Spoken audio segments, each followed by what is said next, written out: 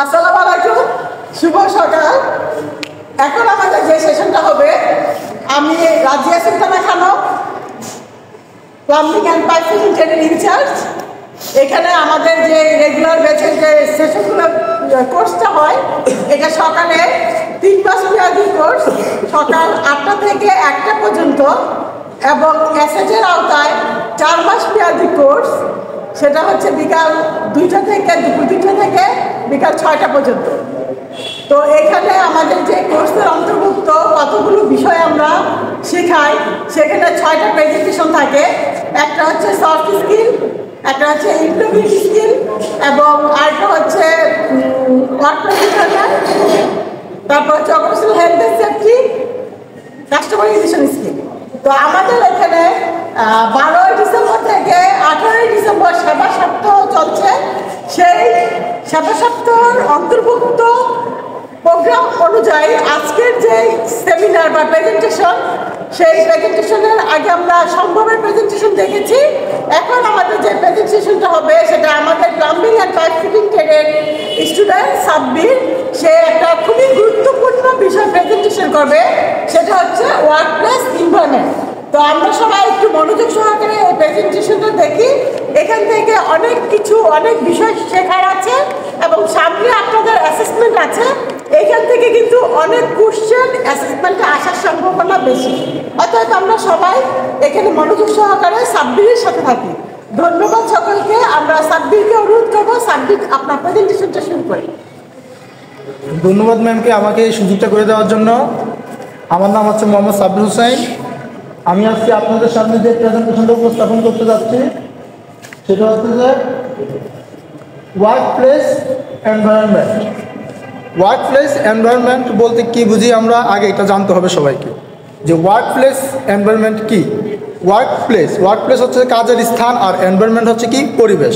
অর্থাৎ কার্যস্থানের পরিবেশটা কীরকম হবে সেটা নিয়ে আজকে আমরা আলোচনা করব, এবং কি কি কাজ আমাদের ওই পরিবেশে করতে হবে এবং কিভাবে মেনটেনেন্স করতে হবে আমাদের পরিবেশটাকে, ওইটা নিয়ে আজকে আমরা বিস্তারিত জানব। সকলে আমার সাথে থাকবেন।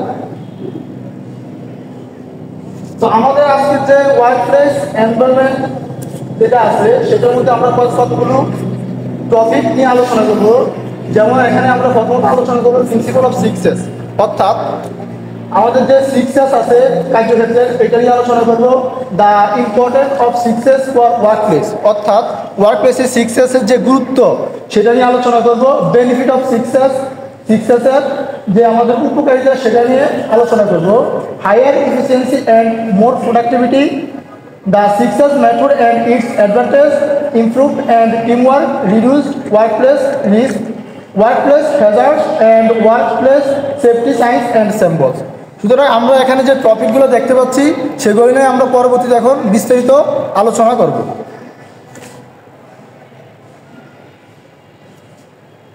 তো আমরা প্রথমে এখানে স্ক্রিনে দেখতে পাচ্ছি সামারি বলতে কি, এখানে বোঝাচ্ছে যে আমরা যে ওয়ার্কপ্লেস এনভায়রনমেন্টটা যেহেতু আমাদের টপিক আছে, সেটা কি সেটা নিয়ে আমরা এখন জানবো যে ওয়ার্কপ্লেস এনভায়রনমেন্টটা কি। ওয়ার্কপ্লেস এনভায়রনমেন্ট আমরা প্রথমে জানছি যে কার্যস্থানের পরিবেশ কীরকম হওয়া উচিত। অর্থাৎ আমরা যখন কোনো একটা স্থানে কাজ করতে যাব, এটা হতে পারে কনস্ট্রাকশন সাইট, হতে পারে আমাদের প্লাম্বিং ট্রেড, অথবা হতে পারে আমাদের কি ইলেকট্রিক্যাল সাইট। তো সেখানে গেলে আমরা কিভাবে থাকবো এবং আমাদের কার্যস্থানটা কিভাবে পরিবেশ সুন্দর রাখবো, সেই বিষয়ে আজকে আলোচনা হবে। তো প্রথমত আসি আমরা কি প্রিন্সিপাল অফ 6S বলতে কি বুঝি। 6S যেটাকে আমরা এখানে দেখতে পাচ্ছি যে কি 6S, সেটা মূলত 6S না, সেটা হচ্ছে যে 5S, অর্থাৎ 5S প্লাস সেফটি। তো এখন আমাদের কোশ্চেন হতে পারে যে কি 5Sটা কি, এটা কোথায় থেকে আসলো। 5S মূলত হচ্ছে যে জাপানিরা তাদের কার্যস্থলকে সুন্দরভাবে গুছিয়ে রাখার জন্য এবং মেনটেনেন্স করার জন্য এই পদ্ধতিটা চালু করেছে, এবং এই 5S-এর ভিত্তি করে তারা বিভিন্ন কোম্পানি এবং ম্যানেজমেন্টের কি করে দায়িত্ব পালন করে থাকে, এবং কোম্পানিগুলো কি তাদের কাজগুলোকে সুষ্ঠুভাবে বন্টন করে। আর সেফটি হচ্ছে যে কি নিরাপত্তা, অর্থাৎ কার্যস্থলে আমরা যেভাবে নিরাপদে কাজ করতে পারি সেই বিষয়ে।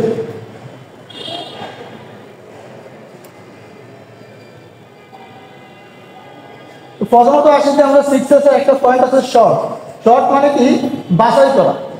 অর্থাৎ আমরা যখন কোনো একটা কার্যস্থলে কাজ করব, অথবা ধরুন আমরা আমাদের প্লাম্বিং ট্রেডে কাজ করতে গেলাম, তো কাজ করতে যাওয়ার সময় দেখা যাচ্ছে কি এখানে অনেকগুলো মালামাল রয়েছে, এখানে প্রয়োজনীয় মালামাল এবং অপ্রয়োজনীয় মালামাল দুইটাই রয়েছে। তো আমাদের প্রথমত কি করতে হবে, এখান থেকে আমাদের প্রয়োজনীয় মালামাল এবং অপ্রয়োজনীয় মালামালগুলোকে আলাদা করে ফেলতে হবে, যাতে কাজ করার সময় কি হয় কোনো ঝামেলার মধ্যে পড়তে না হয়। তো সুতরাং আমরা যে আমাদের প্রয়োজনীয় মালামালগুলো আছে সেগুলো এক সাইডে রাখবো এবং অপ্রয়োজনীয় মালামালগুলো ফেলে দিব, অথবা ভিন্ন একটা সাইডে রাখবো, যাতে আমাদেরকে কাজ করার সময় কোনো অসুবিধার সৃষ্টি না হয়। এখন অপ্রয়োজনীয় জিনিসগুলোকে আলাদা করার জন্য একটা ট্রিক্স আছে, সেটা হচ্ছে রেড মার্ক। অর্থাৎ যেগুলো আমাদের অপ্রয়োজনীয় জিনিস আছে সেই অপ্রয়োজনীয় জিনিসের উপর আমরা কি করব, লাল কলম দিয়ে কি করে দাগ দিয়ে দেবো, অথবা লাল পেন দিয়ে দাগ দিয়ে দিব, যাতে কি হয় পরবর্তীতে আমরা চিনতে পারি যে কি এগুলো অপ্রয়োজনীয় জিনিস।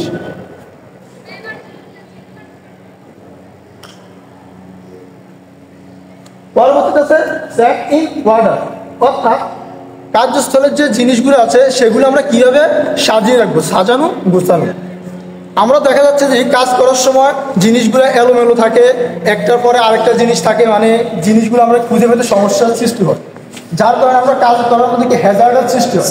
সুতরাং আমরা যাতে হ্যাজার্ড সৃষ্টি না হয় অথবা কোনো সমস্যার সৃষ্টি না হয় সেজন্য আমরা কি করবো, আদর্শক্রমে অর্থাৎ জিনিসগুলো ক্রমান্বয়ে সাজাবো, যাতে একটা জিনিসের পর একটা জিনিস আমরা কি হাতের নাগালে পেতে পারি।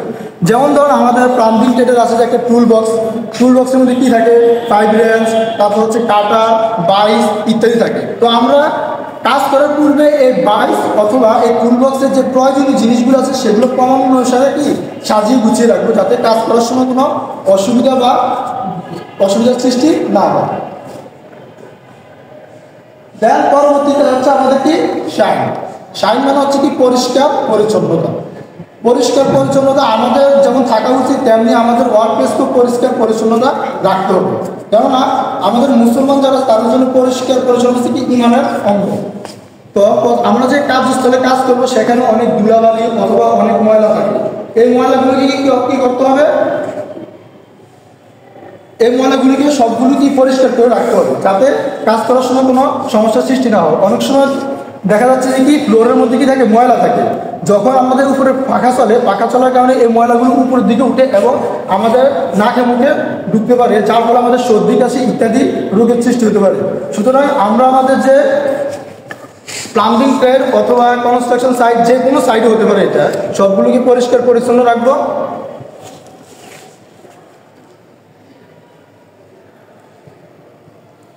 দেন হচ্ছে যে আমাদের পরবর্তীতে যে টপিক আছে সেটা হচ্ছে স্ট্যান্ডার্ডাইজ হচ্ছে যে কি আদর্শীকরণ বলতে কি বোঝাচ্ছে এখানে, মানে সকল কিছুর একটা কি আদর্শ পরিমাপ আছে, যে একটা আমাদের কি রকম করলে এই জিনিসটা সুন্দর হবে, অথবা এটা মানে পরিমাপ নির্দিষ্ট একটা পরিমাপ আছে সেটা আমাদের মেনটেন করতে হবে। যেমন আমরা পাইপ কাটার সময় দেখি যে আমাদের একটা ডায়াগ্রাম দিল অথবা একটা কি দিল, আমাদের ডেমো দিল, এই ডেমো অনুসারে আমাদের পাইপ কাটতে হয়।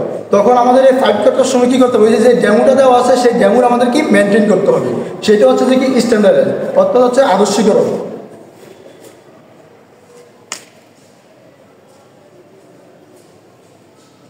তারপর হচ্ছে যে সাস্টেন মানে হচ্ছে যে কি ধরে রাখা।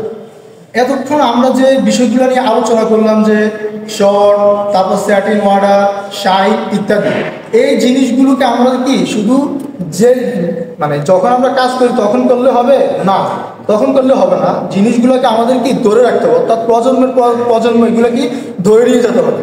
অর্থাৎ আজকে কাজ করলাম কালকে আবার সব কিছু অগোছালো করে রাখলাম, এটা হবে না। কারণ এই আজকে করলাম পরবর্তীতে আবার দেখা যাচ্ছে কি আবার বিশৃঙ্খলা সৃষ্টি হচ্ছে, যার কারণে যাতে আমাদের পরবর্তীতে কাজগুলোর কোনো বিশৃঙ্খলা না হয় সেটাকে আমাদেরকে ধরে রাখতে হবে। এই ধরে রাখার জন্য আমরা বিভিন্নভাবে বিভিন্ন কমিটি অথবা সংগঠন করতে পারি। যেমন আমাদের প্লাম্বিং ট্রেডে মোটামুটি এখন একটা সংগঠন করা হয়েছে, যে যাতে বিভিন্নভাবে দায়িত্ব মানে বিভিন্ন দলকে বিভিন্ন দায়িত্ব দেওয়া হয়েছে, যে একজন কি টুলসগুলো মেনটেন করবে, একজন প্লাম্বিং ট্রেডের যে পরিবেশটা আছে সেটা মেনটেন করবে, এটসেট্রা। সুতরাং এইভাবে আমরা একের পর এক এটা কি প্রজন্মের পর প্রজন্ম ধরে নিয়ে যেতে হবে, যাতে কাজগুলো কি নির্দিষ্ট শৃঙ্খলার মাধ্যমে কি সংগঠিত হতে পারে। তারপর হচ্ছে আমাদের সেফটি। মোস্ট ইম্পর্টেন্ট হচ্ছে যে সেফটি, কারণ এটা কনস্ট্রাকশন সাইট হোক অথবা ইলেকট্রিক্যাল সাইট, প্লাম্বিং সাইট, যে কোনো সাইডে হোক না কেন সেফটি আমাদের কি অবশ্যই মেনটেন করতে হবে। কিন্তু সেফটি মানে হচ্ছে নিরাপত্তা, এটা আমরা সকলে জানি। কারণ যদি আপনার যদি নিরাপত্তাই না থাকে তাহলে আপনি কাজ করবেন কীভাবে? কারণ কাজ করার সময় দেখা যাচ্ছে যে আপনি বিভিন্ন সমস্যার সম্মুখীন হতে হচ্ছে। একটা ইট পড়লো মাথার মধ্যে, আপনার মাথার মধ্যে হেলমেট নেই, মাথা ফাইটা গেল, তো এটা একটা কি আপনার হ্যাজার্ডের সৃষ্টি হচ্ছে, এমনকি আপনার শারীরিকভাবে ক্ষতিগ্রস্ত হইল। দেন হচ্ছে যে আপনার পার মধ্যে একটা ইট পড়লো অথবা কোনো একটা বাড়ির যন্ত্র পড়লো, আপনার পাগুলো কি থেতলে গেল, এটাও আপনার কি শারীরিকভাবে ক্ষতিগ্রস্ত হলেন। যার কারণে আপনি কি, যাতে আপনার শারীরিকভাবে কোনো ক্ষতিগ্রস্ত না হন সেই বিষয়ে খেয়াল করে আপনার কি নিরাপত্তার যে ইকুইপমেন্টগুলো আমাদের আছে সেগুলো কি ব্যবহার করতে হবে, এবং সেগুলোকে যাতে অন্যরা ব্যবহার করে সেই বিষয়ে কি খেয়াল রাখতে হবে, এবং তাদেরকে কী করতে হবে, অনুপ্রেরণা দিতে হবে যে যাতে কি সামনে তারা কি করে নিরাপত্তার যে আমাদের ইকুইপমেন্টগুলো আছে সেগুলো ব্যবহার করে। দেখা হচ্ছে benefit of success. Benefit of success বলতে এখানে কি হচ্ছে, অর্থাৎ আমরা যে এতক্ষণ আলোচনা করলাম স্ট্যাটিং অর্ডার, তারপর শাইন, স্ট্যান্ডার্ডাইজ, এই স্ট্যান্ডার্ডাইজ, শাইন, স্ট্যাটিং অর্ডার, এগুলো শর্ট, এগুলো আমাদের ভবিষ্যতে, অর্থাৎ ভবিষ্যতে আমাদের কীরকম একটা ইফেক্ট ফেলবে সেটা হচ্ছে যে বেনিফিটস। অর্থাৎ এখানে হচ্ছে যে এ fire efficiency and more productivity, অর্থাৎ আমরা যদি কি সাকসেস মেনটেন করতে পারি তাহলে আমরা কী পারবো, ভালোভাবে প্রোডাক্ট দিতে পারবো এবং কি ভালোভাবে এফোর্ট দিতে পারবো কাজের প্রতি। এরপর হচ্ছে যে রিডিউস ওয়ার্কপ্লেস রিস্ক। আমরা যদি সাকসেস মেনটেন করতে পারি তাহলে কি হবে যে আমাদের যে ওয়ার্কপ্লেসের যে রিস্কগুলো আছে সেগুলো কি হবে, দূরীকরণ করতে পারবো।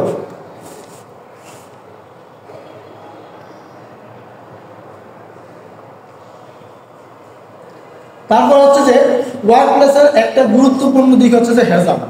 প্রথমত আমরা জানতে হবে যে হ্যাজার্ড মানে কি। হ্যাজার্ড মানে হচ্ছে যে আপনি যখন কোনো একটা কাজ করতে গেছেন, কাজ করার সময় যে একটা বাধাগ্রস্ত হচ্ছে অর্থাৎ বাধার সম্মুখীন হচ্ছে সেটাই মূলত হচ্ছে হ্যাজার্ড। তো আমরা জানি যে কি আমরা যখন কোনো একটা কনস্ট্রাকশন সাইড অথবা প্লাম্বিং টাইড যে কোনো একটা সাইডে আমরা কি কাজ করতে যাই, বিভিন্ন সমস্যার সম্মুখীন হতে হয়, সেটাকে আমরা বলি যে হ্যাজার্ড। তো এই হ্যাজার্ড বিভিন্ন রকম হতে পারে।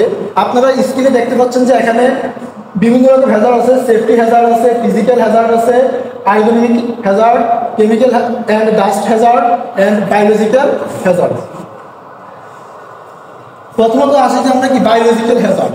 বায়োলজিক্যাল হ্যাজার্ড মানে কি, আপনি কোনো একটা জায়গায় কাজ করতে গেছেন, কাজ করার সময় দেখা যাচ্ছে যে কি একটা সাপ অথবা কি একটা সাপ অথবা একটা বিচ্ছু কি করলো আপনার পায়ের মধ্যে এসে হঠাৎ করে পড়লো, অথবা একটা টিকটিকি আপনার কাজ করার মাঝখানে কি হাতের উপর পড়লো, এই টিকটিকি অথবা সাপ আপনাকে কি সবল মারলো ইত্যাদি, এই জিনিসগুলো হচ্ছে যে মূলত কি বায়োলজিক্যাল হ্যাজার্ড। এই বায়োলজিক্যাল হ্যাজার্ডের মধ্যে আমরা দেখতে পাচ্ছি যে স্ক্রিনে মাইক্রোভেস আছে, প্লান্টস আছে, জেনেটিক্যালি মডিফাইড এজেন্ট আছে, অ্যানিমেলস আছে। তো এরপরে হচ্ছে যে আমরা দেখতে পাচ্ছি যে স্ক্রিনে কেমিক্যাল হ্যাজার্ড। কেমিক্যাল হ্যাজার্ড কি? কেমিক্যাল হ্যাজার্ড হচ্ছে যে আমরা যখন কোনো কাজ করি তখন কাজের মধ্যে দেখা যাচ্ছে যে কি কোনো একটা অক্সিজেন অথবা কি বিভিন্ন ধরনের কি গ্যাস রয়েছে, বিষাক্তকর গ্যাস আছে। এই গ্যাসগুলো যখন আমাদের কি কাজের মধ্যে বিভ্রান্তিকর সৃষ্টি করে সেটাকে আমরা বলি যে মূলত কেমিক্যাল হ্যাজার্ড। এই কেমিক্যাল হ্যাজার্ড সচরাচর সব জায়গায় হয় না, বিশেষ করে যেখানে আমাদের কেমিক্যাল ল্যাব অথবা কি আমাদের কেমিস্ট্রি ল্যাব এরকম জিনিস থাকে, ওই জিনিসগুলোর মধ্যে মূলত কেমিক্যাল হ্যাজার্ড হয়ে থাকে। এখানে আপনারা স্ক্রিনে দেখতে পাচ্ছেন যে কেমিক্যাল হ্যাজার্ডের মধ্যে রয়েছে ফ্লেম এবং gas, oxygen, radio active, poison, cohesive. তারপর আমরা স্ক্রিনে দেখতে পাচ্ছি যে কি বায়োলজিক্যাল হ্যাজার্ড। এই বায়োলজিক্যাল হ্যাজার্ডটা আমাদের যে এই ফিজিক্যাল হ্যাজার্ডটা মূলত আমাদের কাজের ক্ষেত্রে মানে বেশিরভাগই এই ফিজিক্যাল হ্যাজার্ডটা হয়ে থাকে। তো ফিজিক্যাল হ্যাজার্ড বলতে কি বোঝায়? ফিজিক্যাল হ্যাজার্ড হচ্ছে যে শারীরিকভাবে ক্ষতিগ্রস্ত হওয়া, অর্থাৎ আপনি যখন কোনো একটা কাজ করতে গেলেন, কাজ করার সময় কি হচ্ছে যে আপনার একটা হ্যামার অথবা একটা টুলস আপনার পায়ের মধ্যে পড়লো অথবা হাতের মধ্যে আঘাত ফেললেন, যার কারণে কি হচ্ছে কাজের আপনার কি একটা বিভ্রান্ত সৃষ্টি হচ্ছে, মানে কাজটা স্থগিত করতে হচ্ছে ওই জায়গায়, তখন এটাকে আমরা বলি যে কি ফিজিক্যাল হ্যাজার্ড। এই ফিজিক্যাল হ্যাজার্ডের মধ্যে যেমন হতে পারে যে কি নয়েজ অর্থাৎ উচ্চ সাউন্ড যেটা আছে এটা, তারপর হচ্ছে কি প্রজেক্টরাইজ, হিটিং ডিভাইসেস অর্থাৎ মানে মাত্রা অতিরিক্ত তাপমাত্রা, স্লিপিং, আপনি যখন কাজ করতে গেলেন হঠাৎ করে স্লিপ কেটে পায়ে পিছন খেয়ে পড়ে গেলেন, সেটাও একটা কি ফিজিক্যাল হ্যাজার্ড। তারপর হচ্ছে যে মুভিং মেশিনারি অ্যাক্সিডেন্ট, অর্থাৎ আপনি একটা মেশিন চালাচ্ছেন, মেশিনটা কি হচ্ছে যে হঠাৎ করে আপনার কি চলতে চলতে চলতে হঠাৎ করে দেখা যাচ্ছে বন্ধ হয়ে গেছে, হঠাৎ করে বন্ধ হয়ে যাওয়ার ফলে হচ্ছে যে কি আপনার শারীরিকভাবে কোনো একটা ক্ষতিগ্রস্ত হচ্ছেন, সেটা হচ্ছে যে কি আপনার মুভিং মেশিনারি অ্যাক্সিডেন্ট। দেন হচ্ছে যে আমরা আর্গোনমিক্যাল হ্যাজার্ড। আর্গোনমিক্যাল হ্যাজার্ড বলতে কি হচ্ছে, এখন আপনারা এখানে অনেকে বসে আছেন, এক নাগারে বসে থাকতে থাকতে কি হচ্ছে যে অনেকে মেরুদণ্ড অথবা অনেকে কোমরের মধ্যে কি ব্যথা শুরু হচ্ছে। আমরা যখন কোনো একটা টেবিলে বসে যারা কাজ করে অনেক সময় বেশি না 5-6 ঘন্টা ধরে যদি একটানা কাজ করে দেখা যাচ্ছে যে কোমরের মধ্যে ব্যথা শুরু হচ্ছে, মেরুদণ্ডে ব্যথা শুরু হচ্ছে। এই ব্যথা যে হচ্ছে এটা আমাদের একটা হ্যাজার্ডে পরিণত হচ্ছে, কারণ যখন আমাদের ব্যথা হচ্ছে হওয়ার ফলে কি হচ্ছে আমাদের কাজের মধ্যে কি হচ্ছে ব্যাঘাত সৃষ্টি হচ্ছে। এই ব্যাঘাত সৃষ্টি হওয়ার ফলে আমরা কি কাজ করতে পারছি না, অথবা কাজের মধ্যে একটা ইস্তফা দিয়ে কি একটু রিল্যাক্স হতে যায়। যে আমার যে কোমরের মধ্যে ব্যথা অথবা আমার মেরুদণ্ডের মধ্যে ব্যথা শুরু হচ্ছে, সেটাই হচ্ছে যে আমার কি আর্গোনমিক্যাল হ্যাজার্ড।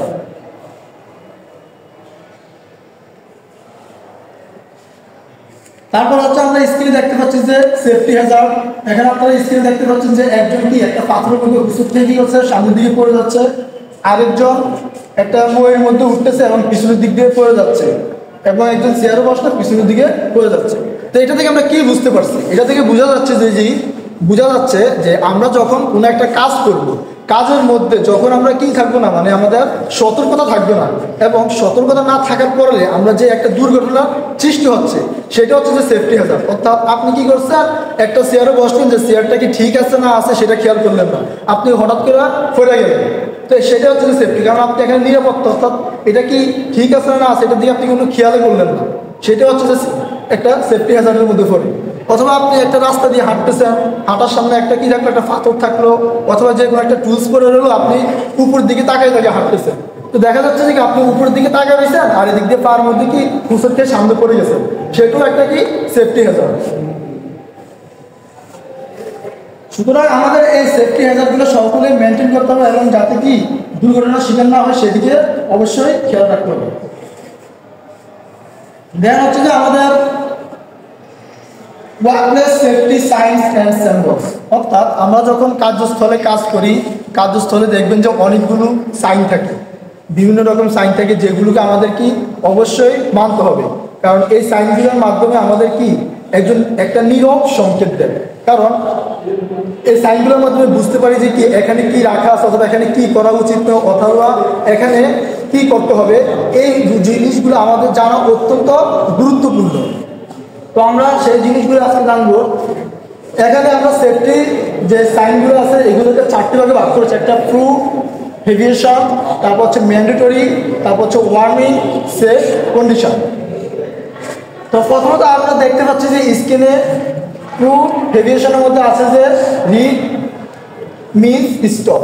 আমরা যখন রাস্তাঘাটে চলাচল করি, অথবা দেখবেন যে যারা ট্রাফিকের মধ্যে পড়ে দেখবেন যে কি থাকে, একটা লাল এরকম বৃত্তাকার থাকে এবং মাঝখানে একটা কি দাগ থাকে, এটা মানে কি বোঝাচ্ছে এখানে আপনার কি স্টপ, অর্থাৎ রেড মিনস স্টপ, অর্থাৎ কি এখানে আপনাকে থামতে বলা হয়েছে। তো এটা দেখা মাত্র আপনারা কোনো জায়গায় যখন গাড়ি ড্রাইভ করবেন, যারা এখানে আমাদের ড্রাইভিং ট্রেডার আছে তারা অবশ্যই এটা মানবেন। তারপর হচ্ছে যে নো অ্যাডমিনিস্ট্রেন্স, অর্থাৎ এটা তারা বোঝাচ্ছে যে কি আপনি কোনো একটা জায়গায় যাচ্ছেন, হঠাৎ করে দেখলেন যে কি এই সাইনবোর্ডটা লাগানো আছে, অর্থাৎ এটা তারা বোঝাচ্ছে যে কি এখানে একটা কনস্ট্রাকশন কাজ হচ্ছে, যে অথবা এখানে একটা গুরুত্বপূর্ণ কাজ হচ্ছে, এখানে কি ঢুকা মানে প্রবেশ করা নিষেধ। তো এই স্যাম্পলটা দ্বারা আমরা বুঝছি যে কি এই স্যাম্পল দেখা মাত্র আমরা কি থেমে যাবো, অর্থাৎ ওই জায়গায় আমাদের যাওয়া উচিত নয়। দেন দেখতে পাচ্ছেন যে কি নো স্মোকিং। নো স্মোকিং এটা সচরাচর আপনারা সবাই দেখেন, এটা বিভিন্ন জায়গায় রাস্তাঘাট, স্কুল, কলেজ, প্রতিষ্ঠান, যে কোনো প্রতিষ্ঠানের সামনে দেখবেন যে কি নো স্মোকিং একটা সাইন থাকে। এই সাইন দ্বারা বুঝতে হবে যে কি এই জায়গায় আপনার কি ধূমপান করা নিষেধ। সুতরাং আমরা অবশ্যই এই সাইনটা মেনটেন করব। তারপর হচ্ছে যে নো ডার্টি, অর্থাৎ নো ডার্টি বলতে একটা কি সাইন আছে, অর্থাৎ আপনি যখন কোনো একটা খাবার খেলেন, খাবার খাওয়ার পর একটা কি ময়লা আবর্জনা ফেলতেছেন, তো দেখতে হবে আপনি ময়লা আবর্জনা কোথায় ফেলতেছেন। এখন আপনি একটা চিপস খেলেন, চিপস খাওয়ার পর একটা জায়গায় ফেলছেন, কিন্তু এখানে সামনে একটা সাইন আছে যে কি নো ডার্টি, অর্থাৎ এই সাইনটা দেখা মাত্র কি বুঝতে পারছেন কি নো ডার্টি, অর্থাৎ এখানে কোনো ময়লা আবর্জনা কি ফেলা যাবে না। এরপর হচ্ছে যে ম্যান্ডেটরি যে সাইনগুলো আছে সেগুলোর মধ্যে হচ্ছে ব্লু মিন্স হবে, অর্থাৎ ম্যান্ডেটরি বলতে বুঝাচ্ছে কি যেটা আমাদের মানতেই হবে। তো এখানে আছে যে সাইটটা আমাদের সাইন আছে যে ব্লু মিন্স হবে, তারপর হচ্ছে যে নিট কি ক্লিনার মানে পরিষ্কার রাখতে হবে, hair professional must be wear, অর্থাৎ মাথার মধ্যে আমাদের যে সেফটি বা প্রোডাক্ট আছে সেটা মাথার মধ্যে সেফটির জন্য যে হেলমেট আছে সেটা অবশ্যই ব্যবহার করতে হবে। ওয়ার গ্লোভস, কাজ করার সময় আমাদের অবশ্যই কী করতে হবে, গ্লোভস মেনটেন করতে হবে যাতে হাতের মধ্যে কোনো আঘাত না পায়। তারপর হচ্ছে যে ওয়ার্নিং মানে হচ্ছে কি আমার সতর্কতামূলক যে চিহ্নগুলো আছে সেগুলো হচ্ছে যে এরাও, এখানে দেখতে পাচ্ছেন যে আমরা ত্রিভুজাকৃতি একটা ত্রিভুজ দেওয়া আছে, মাঝখানে একটা হলুদ চিহ্ন দেওয়া আছে, মিনস রিস্ক অ্যান্ড ডেঞ্জার, অর্থাৎ এটা দ্বারা বোঝাচ্ছে যে কি এটা ডেঞ্জার এবং কি রিস্ক, মানে এখানে কি যাওয়া নিষেধ। তারপর হচ্ছে যে কি ডেঞ্জার, তারপর হচ্ছে যে কি ডেঞ্জার মেথড ইয়ার্স, তারপর হচ্ছে যে কি ড্যামেজ ফ্রি। এই চারটা আমাদের কি আছে ওয়ার্নিং সাইন আছে, এই সাইনগুলো আমাদের অবশ্যই মেনটেন করতে হবে। তারপর হচ্ছে যে আমাদের 4 নম্বর সাইন হচ্ছে যে কি গুরুত্বপূর্ণ সেফ কন্ডিশনের যে সাইনগুলো আছে সেগুলো হচ্ছে যে গ্রিন মিন্স গো, অর্থাৎ এই সাইনটা দেখা মাত্র বলতেছে যে আপনাকে এখানে থেকে অতি তাড়াতাড়ি কি সরে যেতে হবে। এখানে একটা সাইন দেওয়া আছে গ্রিন, একটা সাইন দেওয়া আছে, তো এটা দেখছেন আপনি, তার মানে এখানে আর থাকা যাবে না, এখান থেকে কি আপনাকে বলছেন যে চলে যেতে। দেন হচ্ছে যে ফার্স্ট এড হচ্ছে যে কি আমরা যখন কোনো একটা কাজ করতে গেলাম, কাজ করার সময় দেখা যাচ্ছে যে কি হঠাৎ করে কোনো একটা আঘাত পেলাম, ওই আঘাত পাওয়ার সাথে সাথে যে একটা প্রাইমারি ট্রিটমেন্ট দেওয়া হয়, সেই প্রাইমারি ট্রিটমেন্ট দেওয়ার জন্য যে সরঞ্জামগুলো থাকে সেই সরঞ্জামগুলো মূলত আমাদের কি ফার্স্ট এড বক্সের মধ্যে থাকে। দেন হচ্ছে ইমার্জেন্সি ফোন, যেখানে দেখবেন যে আপনি কোনো একটা জায়গায় গেলেন, যাওয়ার পর কি হচ্ছে যে আপনার ফোনের মধ্যে ব্যালেন্স নেই অথবা টাকা নেই, কিন্তু এখানে একটা সাইন দেখতে পাচ্ছেন যে কি ইমার্জেন্সি, এরকম একটা সাইন দেখতে পাচ্ছেন সবুজ, তার মধ্যে একটা কি টেলিফোনের চিত্র দেখতে পাচ্ছেন। এটা দেখা মাত্র কি বুঝতে পারছি কি এখানে ইমার্জেন্সি কল করার জন্য আপনার কি একটা অপশন আছে, তার মানে আপনি এখানে যে কি কল করতে পারবেন। দেন হচ্ছে যে ইমার্জেন্সি এক্সিট, আমরা ইমার্জেন্সি এক্সিট বলতে কি বোঝাচ্ছে, এখানে প্রত্যেকটা ওয়ার্ক প্লেস, প্রত্যেকটা কার্যস্থলে এই ইমার্জেন্সি এক্সিট সাইনটা থাকে, কেননা কার্যস্থলে বিভিন্ন দুর্ঘটনা হতে পারে, আগুন লাগতে পারে অথবা যে কোনো একটা দুর্ঘটনার শিকার হতে পারে, তখন আপনি কি করতে হবে, এই ইমার্জেন্সি এক্সিট দিয়ে বের হতে হবে, অর্থাৎ এই ইমার্জেন্সি এক্সিট হচ্ছে যে একটা নিরাপদ রাস্তা।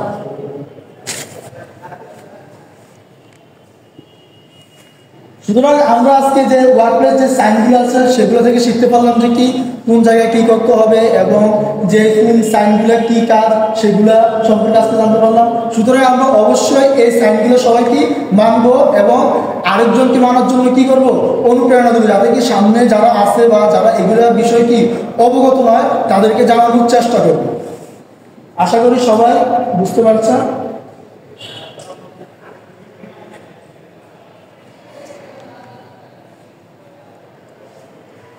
সুতরাং আজকে আমরা যে ওয়ার্কপ্লেস এনভায়রনমেন্ট নিয়ে আলোচনা করলাম সেখানে মোটামুটি আমরা কি সব কিছু বিষয় নিয়ে অবগত হলাম, যে একটা ওয়ার্কপ্লেসে কী কী সমস্যা থাকতে পারে, কী কী হ্যাজার্ড থাকতে পারে এবং কীভাবে আমরা সেফটি মেনটেন করতে পারি, এই সকল সম্পর্কে আজকে আমরা কি সুন্দর একটা ধারণা পেয়েছি। সুতরাং আমাদের সকলের উচিত আমরা যখন এখানে সবাই কি করতে হবে, ভবিষ্যতে কোনো না কোনো জায়গায় কাজ করতে হবে। কাজ করার সময় আমরা অবশ্যই আজকের এই প্রোগ্রামটি থেকে কি একটু ধারণা পেলাম যে কীভাবে ওয়ার্কপ্লেসটাকে গুছিয়ে রাখতে হবে, কীভাবে ওয়ার্কপ্লেস মেনটেন করতে হবে এবং ওয়ার্কপ্লেসের কোন সাইনগুলো আমাদের মেনটেন করতে হবে সেগুলো সম্পর্কে অবগত হয়েছি। আশা করি আজকের প্রোগ্রাম থেকে আপনারা সবাই এই বিষয়ে একটা সুস্পষ্ট ধারণা পেয়েছেন এবং এই ধারণাটা অবশ্যই ভবিষ্যতে বজায় রাখবেন এবং যারা ভবিষ্যতে আছে তাদেরকেও বলবেন যে এই জিনিসগুলো মেনটেন করার জন্য। ধন্যবাদ সবাইকে।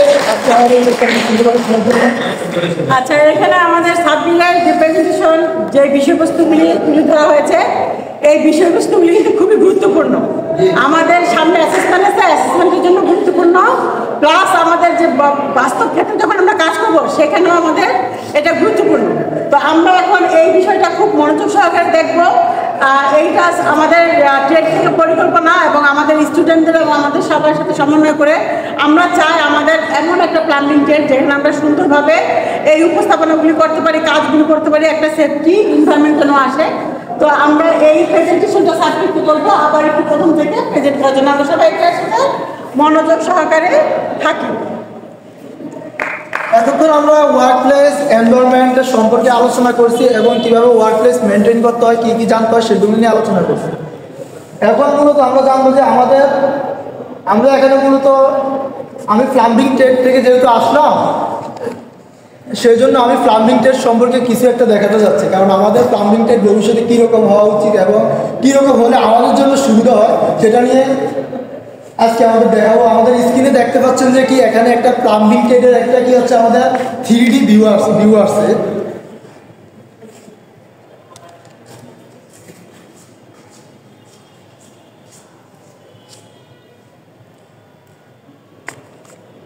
তো এখানে আপনারা দেখতে পাচ্ছেন যে আমাদের প্লাম্বিং ট্রেডের একটা 3D ভিউ আছে এবং আমাদের প্লাম্বিং ট্রেডের ভবিষ্যতে কীরকম হওয়া উচিত আপনারা স্ক্রিনে একটু খেয়াল করলে বুঝতে পারবেন।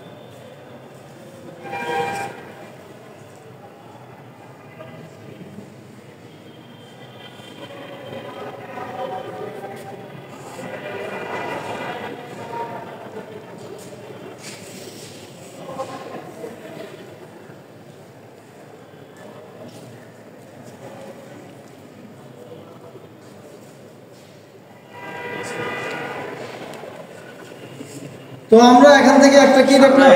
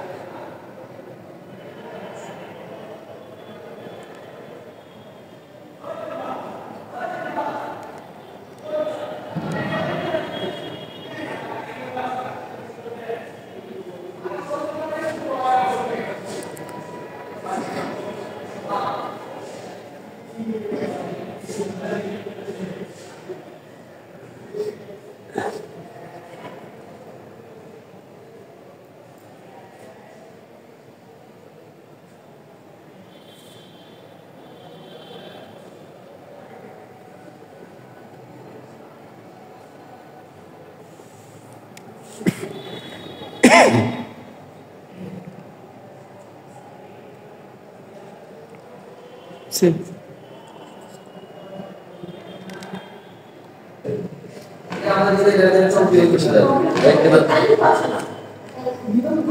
আচ্ছা, সাব্বির হোসেনকে ধন্যবাদ জানাই আমাদের সাথে এত সুন্দর একটা প্রেজেন্টেশন শেয়ার করার জন্য।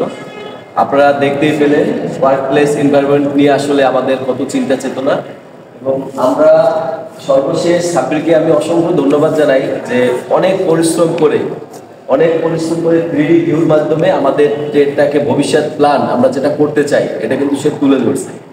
এবং আমরা যদি আমাদের যে স্বপ্ন এটা আমরা পূরণ করবই, এটা পূরণ করার জন্য আমাদের যতটুকু চেষ্টা এবং আমাদের যা যা করা লাগে, ম্যামের পরিশ্রম পাশাপাশি আমরা চেষ্টা করে যাচ্ছি। এবং আমাদের পাশাপাশি প্লাম্বিং ট্রেডে আপনারা যারা আছেন, আপনারা যদি আমাদের সহযোগিতা না করতেন তাহলে কিন্তু আমরা আজকে এত সুন্দর একটা প্রেজেন্টেশন তৈরি করতে পারতো না। সাব্বির ওর টিমে যারা ছিলেন তাদেরকে ধন্যবাদ জানাই, এবং প্লাম্বিং ট্রেডের সবাইকে অসংখ্য ধন্যবাদ জানাই, কারণ আপনাদের অনেক পরিশ্রমের কারণেই কিন্তু আমরা এই প্রেজেন্টেশনটা তৈরি করতে পারছি। এবং এটার জন্য বিশেষ করে সাব্বির গ্রুপ লিডার ছিলেন, অসংখ্য পরিশ্রম করছেন এবং অনেক গবেষণা করছেন। এটা নিয়ে কিন্তু অনেক গবেষণা করতেছে এবং অনেক দিনের পর দিন রাতের পর রাত কিন্তু সেটা নিয়ে কাজ করছে। তো আপনারা দেখতেই পাচ্ছেন যে আমাদের 3D ভিউ, এবং আমরা ইন ফিউচারে আমরা এইভাবেই আমাদের ট্রেডটাকে সাজাবো যেন আমাদের বাংলাদেশের পাশাপাশি ইন্টারন্যাশনাল মানের কোন ধরনের প্লাম্বিংয়ের ট্রেনিং দিলে এবং দেশ বিদেশ গ্রহণযোগ্যতা পাবে এরকম আমরা একটা ট্রেনিং প্রোভাইড করতে চাই। এবং প্লাম্বিং ট্রেডে যারা আসতে চান, আপনারা যারা আছেন আপনাদেরকে স্বাগতম, এবং ইন ফিউচারে যারা আসবেন আমাদের ট্রেডে তাদেরকেও আমরা স্বাগতম জানাই, কারণ আমরা চাই আমাদের প্লাম্বিং ট্রেডে যারা ট্রেনিং নেবেন সবাই দেশ বিদেশে কিন্তু জব পায়। হ্যাঁ, এটা আমাদের খুবই আনন্দ লাগে, এবং আমাদেরকে ফোন দেয় যে স্যার বা ম্যামকে ফোন দেয় যে আমরা একটা ভালো জায়গায় আছি।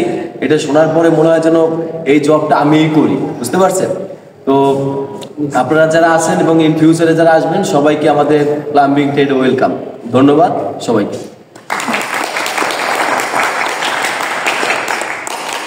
আমি সকলকে ধন্যবাদ জানাই, সাব্বির এবং আমার যে কলিগ, আমার যে স্টুডেন্ট সবাইকে আমি আন্তরিকভাবে ধন্যবাদ এবং কৃতজ্ঞতা জানাই। এবং আমি একটা বিশেষ ভাবে বলতে চাই, আমাদের এই প্রতিষ্ঠানের যে অধ্যক্ষ শ্রদ্ধেয় অধ্যক্ষ স্যার আছেন লুৎফর রহমান স্যার, উনি কিন্তু সবসময় আমাদের প্লাম্বিং ট্রেডের মনিটরিং, মোটিভেশন, ফলো আপ করে সবসময় করেন।